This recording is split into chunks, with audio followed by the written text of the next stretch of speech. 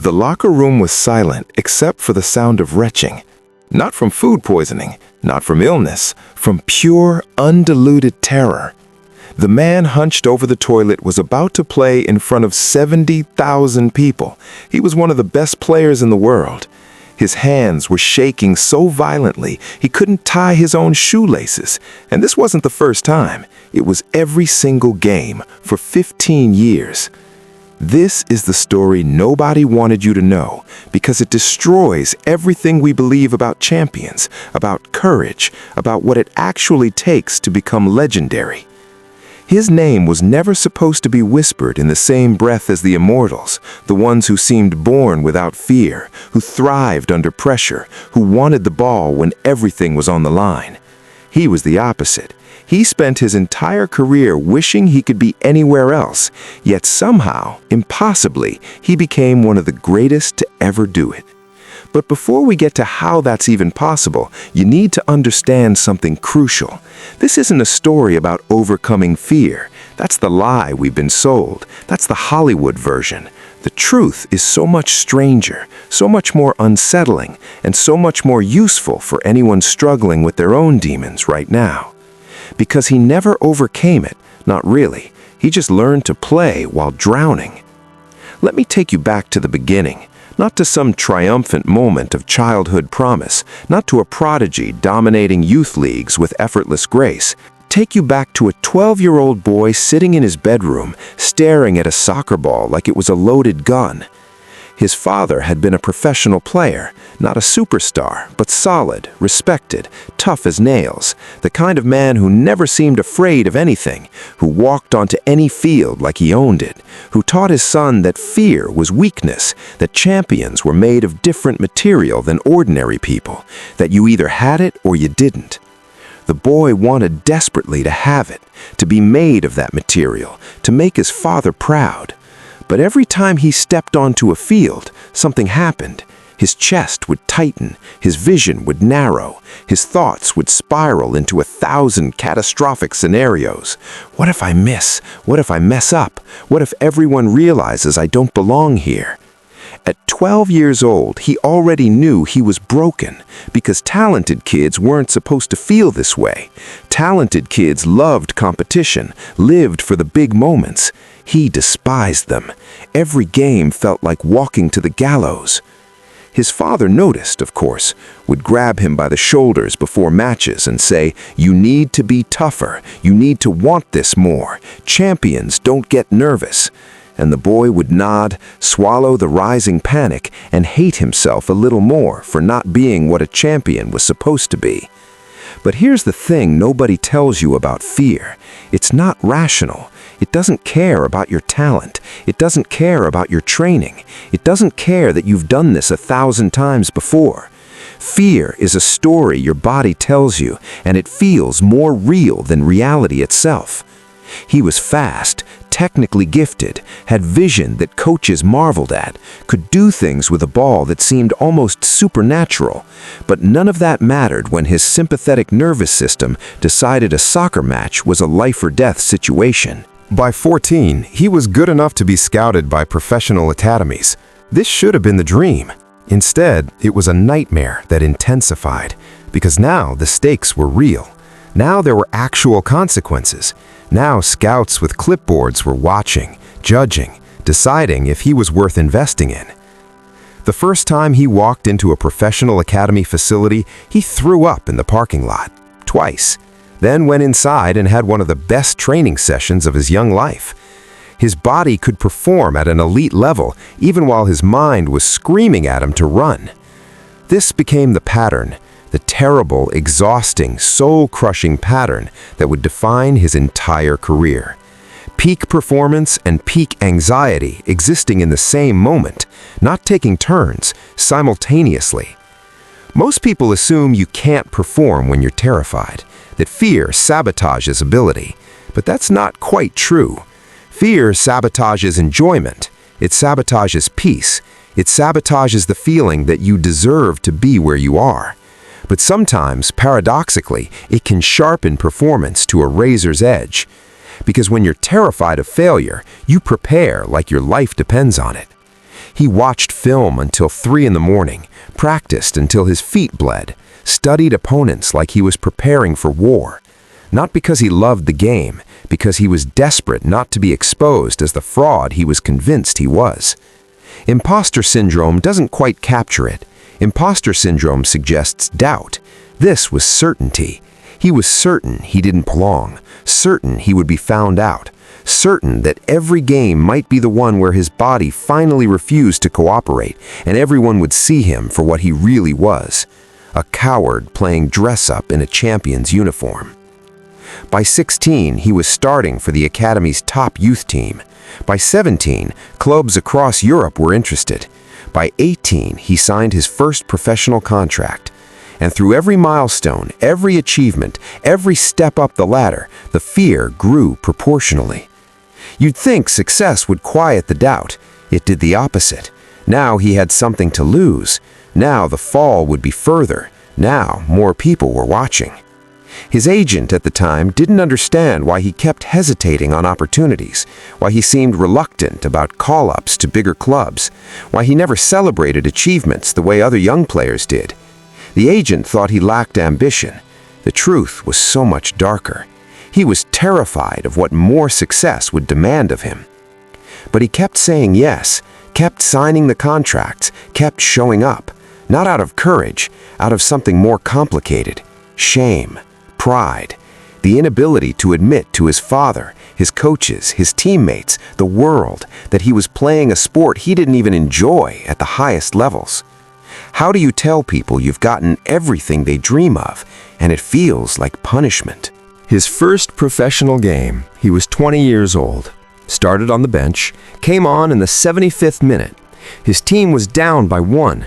He had 15 minutes to make an impression, to justify the faith the club had shown in signing him, to prove he belonged. He touched the ball 3 times, misplaced 2 passes. The third touch, he dribbled past 2 defenders and crossed for the equalizing goal.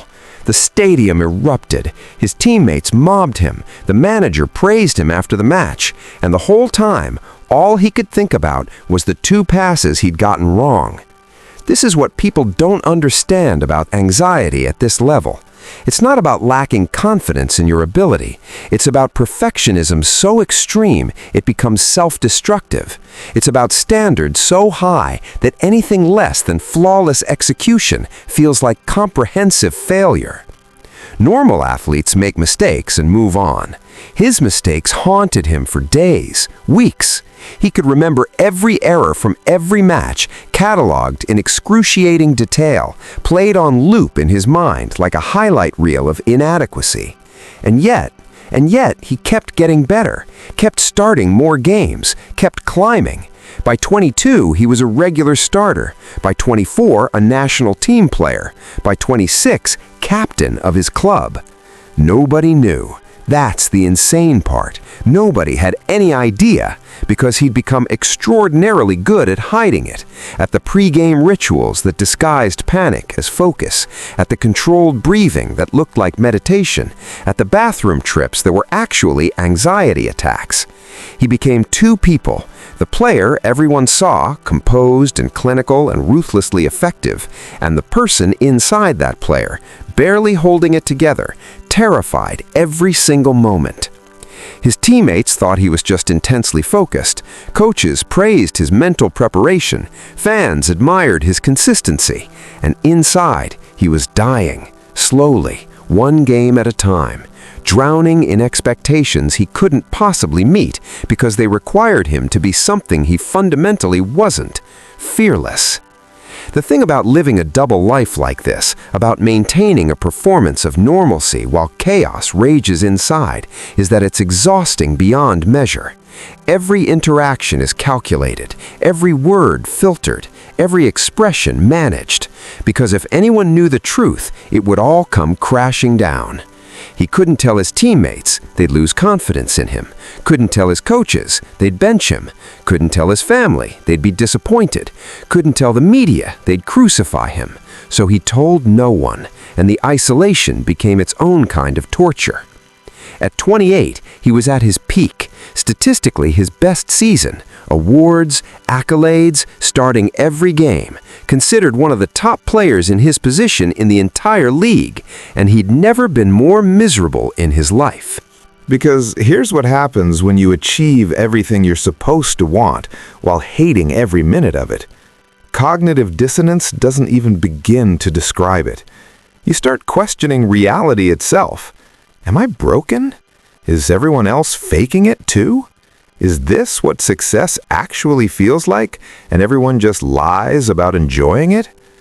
The panic attacks were becoming harder to hide. They'd hit at random times now, not just before games. During training, during team meetings, once during a live television interview. He'd learned to keep talking through them, to maintain eye contact, to breathe through his nose so nobody could tell his chest was heaving. He started seeing a sports psychologist in secret, drove to appointments in a different city, paid cash so there wouldn't be a paper trail. Even there, in the one place he should have been able to be honest, it took him 6 sessions to admit what was really happening. The psychologist told him he had severe performance anxiety, possibly generalized anxiety disorder, probably had since childhood. Asked if he wanted to consider medication. He refused, couldn't risk it. What if it affected his performance? What if the club found out? What if it got leaked to the press? So they worked on coping mechanisms instead. Cognitive behavioral therapy, exposure techniques, mindfulness practices, all of which helped marginally, like putting a band-aid on a compound fracture. The fundamental problem remained. He was playing a sport that terrified him at a level that demanded perfection. Season 9 of his professional career, he was 30 years old. His team was in a cup final. Biggest game of the year, maybe the biggest game of his career. Win this, and he'd have achieved something that would cement his legacy. Lose, and it would be one more near miss in a career full of almost. The week before the final was the worst week of his life. Couldn't sleep, couldn't eat, lost 8 pounds, had nightmares about missing penalties, making errors, letting everyone down. His partner at the time asked if he was okay. He said he was fine, just focused. The lie came easily now. Game day. The stadium was packed, television audience in the millions. Everything he'd worked for, everything he'd suffered through, came down to 90 minutes, maybe more if it went to extra time. He threw up 4 times before kickoff. His legs felt like water. His hands wouldn't stop shaking. And this is the part that still doesn't make sense, that defies every narrative we have about sports and courage and rising to the occasion. He played the best game of his life, completely dominated his position, didn't put a foot wrong, assisted the opening goal, scored the insurance goal, was named man of the match, lifted the trophy, gave a speech to the crowd, did all of it while feeling like he was having a continuous heart attack. In the photos from that day, he's smiling, looks jubilant, looks like someone experiencing the peak of human achievement and satisfaction. Nobody looking at those images would have any idea that internally he was already thinking about the next game, the next opportunity to fail, the next chance to be exposed. This was his personal hell. Success that felt like failure, achievement that brought no peace, victory that solved nothing. After the final, after the celebrations died down, after his teammates went to sleep happy, he sat in his hotel room at 4 in the morning and Googled how to retire from professional sports. He was 30 years old, just won the biggest trophy of his career, and all he wanted was for it to be over. But he didn't retire. Couldn't, because retirement would require explaining why, and there was no explanation that wouldn't sound insane.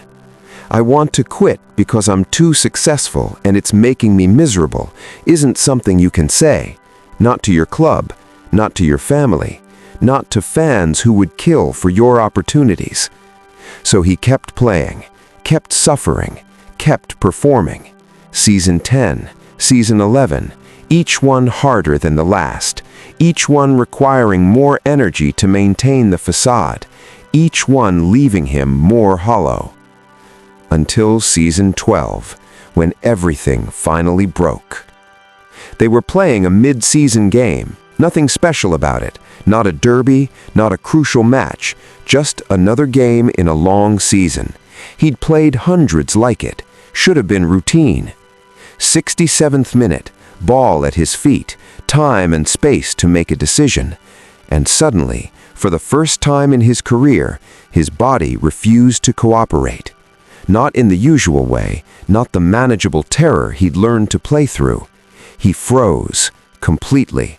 Couldn't move, couldn't think, just stood there while an opponent closed him down and took the ball, led directly to a goal against. His team lost. After the match, the manager asked if he was injured. He said no. Asked if he was feeling ill. He said no. Asked what happened. He had no answer.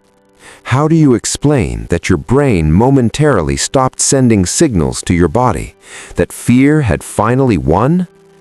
The media crucified him, called him complacent, said success had made him soft, questioned his commitment, his desire, his mental toughness.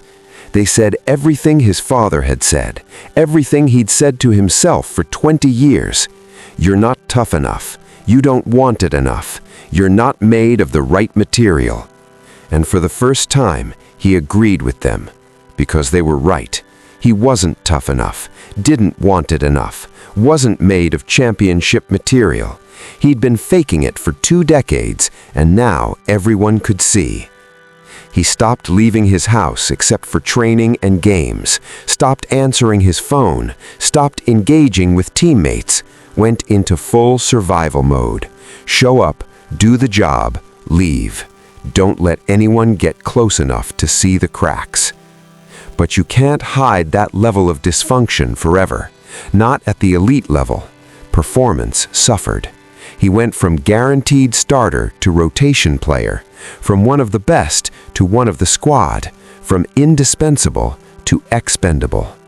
At 32, his contract wasn't renewed. The club that had been his home for 8 years thanked him for his service and moved on. In football terms, a gentle retirement. In human terms, a devastating rejection.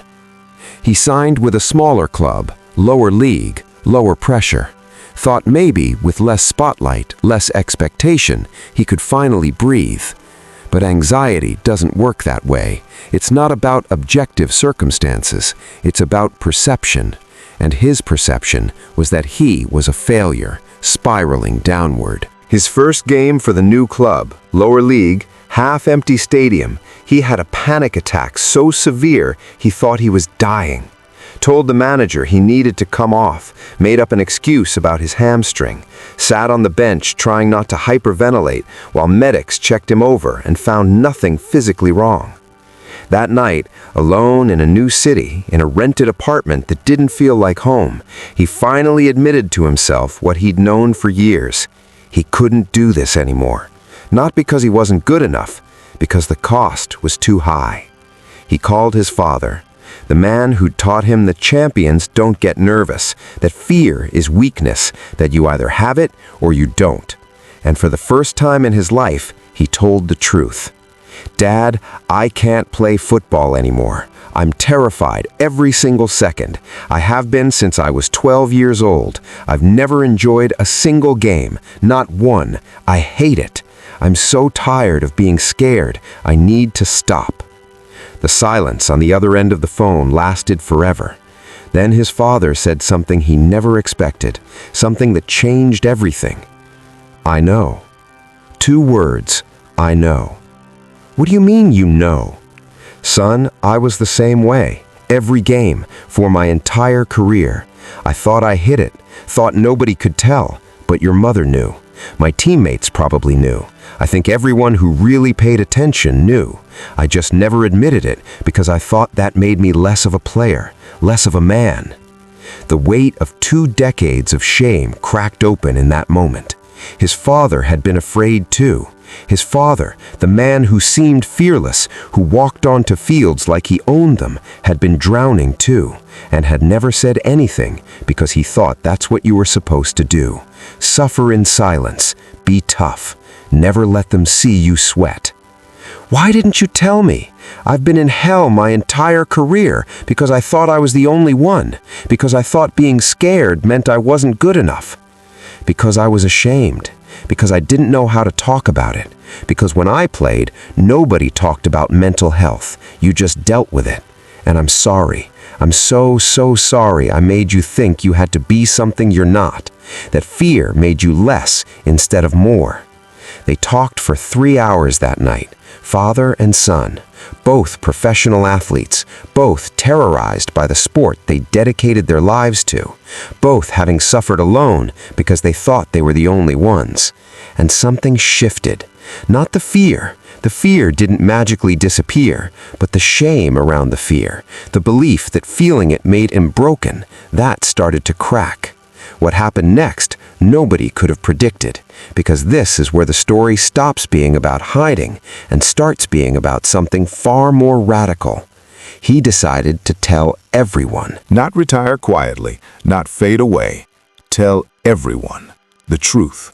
All of it. The panic attacks, the throwing up before games, the 20 years of terror, everything. His agent thought he was insane, said it would destroy what was left of his reputation, that sponsors would drop him, that he'd be unhireable as a coach or pundit, that you don't admit weakness in professional sports, you just don't.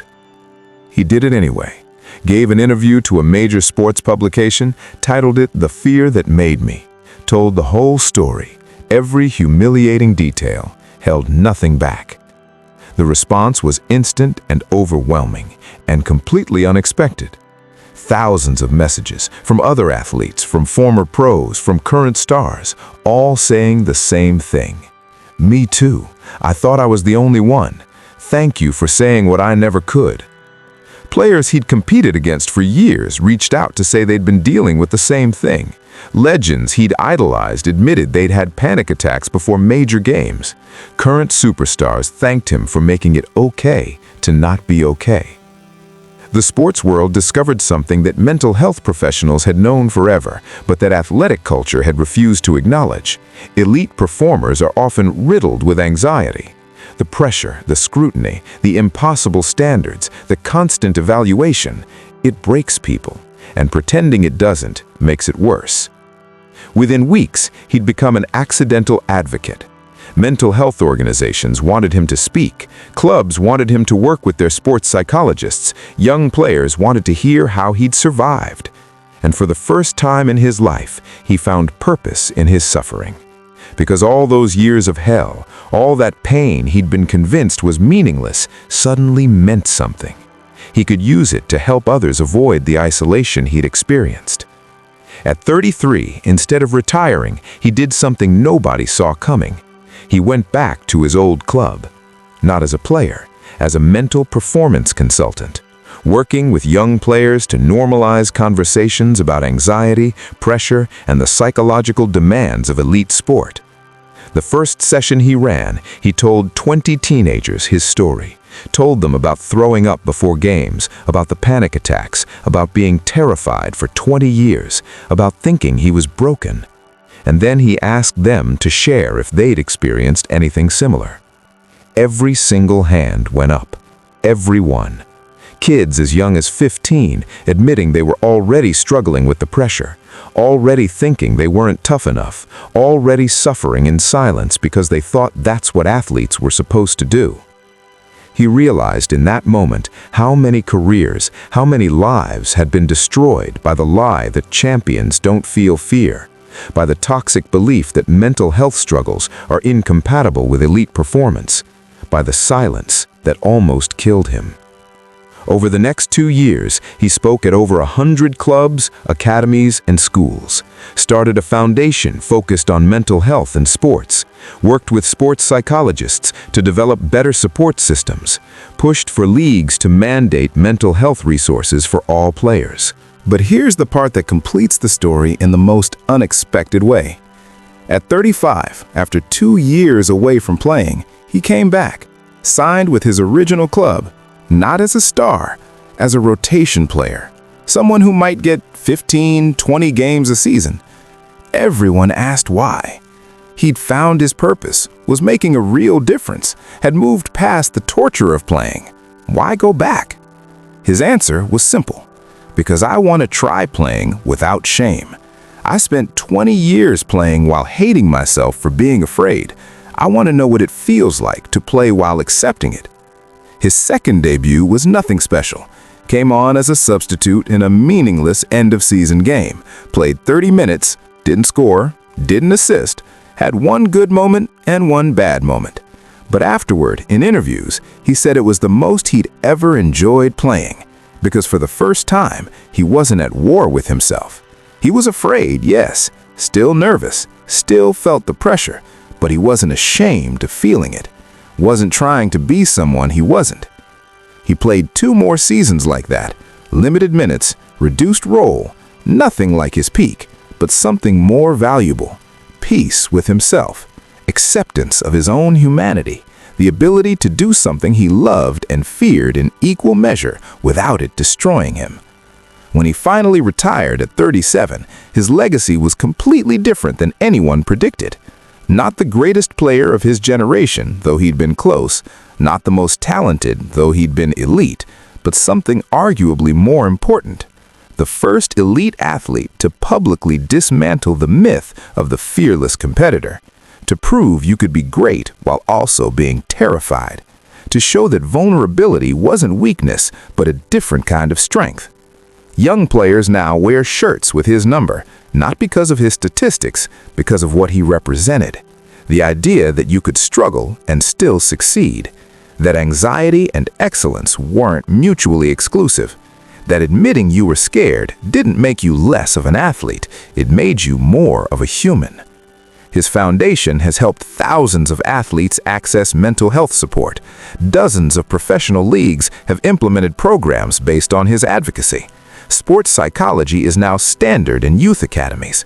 Players talk openly about seeing therapists, about taking mental health days, about the pressure they feel.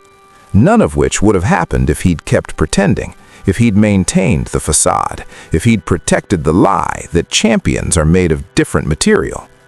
Looking back at his career now, the numbers tell one story. Solid professional, some big moments, good but not immortal, the kind of player you respect but don't necessarily remember. But the impact tells a different story, a revolutionary story, a story about changing an entire sport's relationship with mental health, about making it okay for the next generation to be honest, about proving that greatness doesn't require perfection or fearlessness or invulnerability. In his final interview before retirement, someone asked him if he wished he'd been able to play without fear, if he'd trade away the anxiety for a better career. His answer was unexpected. No, because the fear taught me empathy. It taught me that everyone is fighting battles you can't see. It taught me to never assume someone else's internal experience based on their external performance. It made me human in a world that wanted me to be a machine. And ultimately, that's worth more than any trophy. The interviewer pushed back, said surely he'd have been even better without the constant terror. Surely he'd have enjoyed his career more, achieved more. He smiled. Maybe, but I also wouldn't have become who I am. I wouldn't have helped the people I've helped. I wouldn't understand what it means to struggle. The fear was hell, yes, but it was also the foundation of everything meaningful I've done. You can't separate them. This is the part that's hardest for people to accept, that suffering can have meaning without being good, that you can be grateful for how something shaped you while also wishing it hadn't happened, that healing doesn't mean forgetting or minimizing the pain. He never stopped being afraid, not fully. Even years into retirement, he'd have moments, giving speeches, meeting with athletes, doing interviews. His heart would race, his palms would sweat. The old familiar symptoms would return. But he'd learned to recognize them as information, not as verdicts. His body saying, "This matters to you," rather than "You're not equipped for this." Fear as a companion rather than an enemy. Something to acknowledge and work with rather than something to overcome and defeat. The sports world is slowly learning this lesson, that mental health isn't about being tough enough to ignore your struggles. It's about being brave enough to face them. That asking for help isn't weakness. That medication isn't cheating. That therapy isn't a luxury. But progress is slow. There are still coaches who tell players to man up. Still cultures that treat anxiety as a character flaw. Still athletes suffering in silence because they think admitting struggle will end their careers. Which is why his story matters. Not just as inspiration, as proof.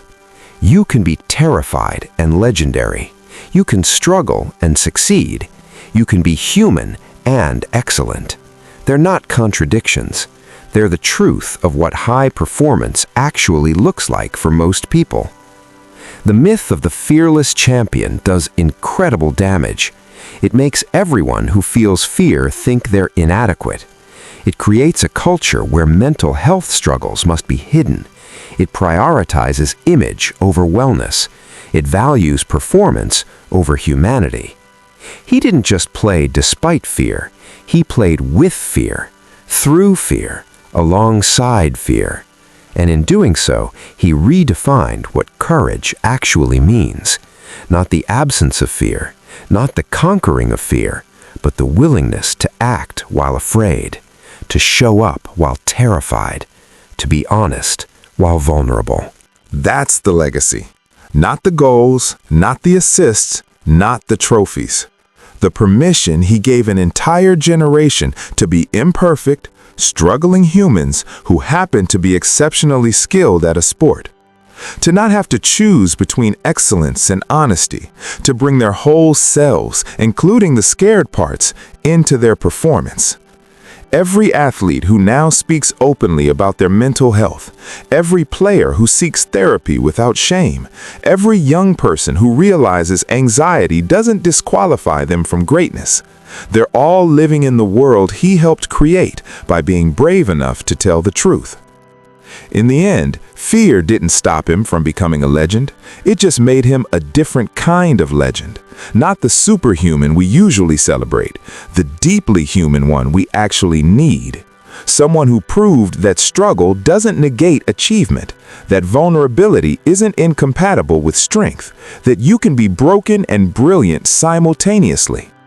He was the athlete who had everything except peace, who achieved greatness while suffering, who made it to the top while drowning, and then somehow transformed that suffering into meaning, that isolation into connection, that private hell into public healing. The world wanted him to be fearless. He was terrified. The world wanted him to be perfect. He was fractured. The world wanted him to be superhuman. He was excruciatingly, courageously, revolutionarily human. And that, in the end, was his greatest performance.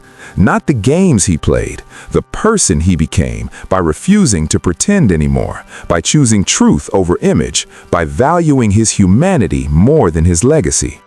So when you see athletes now talking about pressure, about anxiety, about the mental demands of their sport, remember where that came from. Remember who made it possible. Remember the man who was so afraid he threw up before every game for 15 years and then became a legend anyway. Not despite the fear, because of what he chose to do with it. That's the real story. Not overcoming, transforming. Not conquering fear, learning to carry it with dignity. Not becoming fearless, becoming brave, which is a completely different thing. The athlete who was afraid didn't become legendary by stopping being afraid. He became legendary by showing everyone else that being afraid doesn't stop you from being legendary. And that distinction, that nuance, that truth changed everything.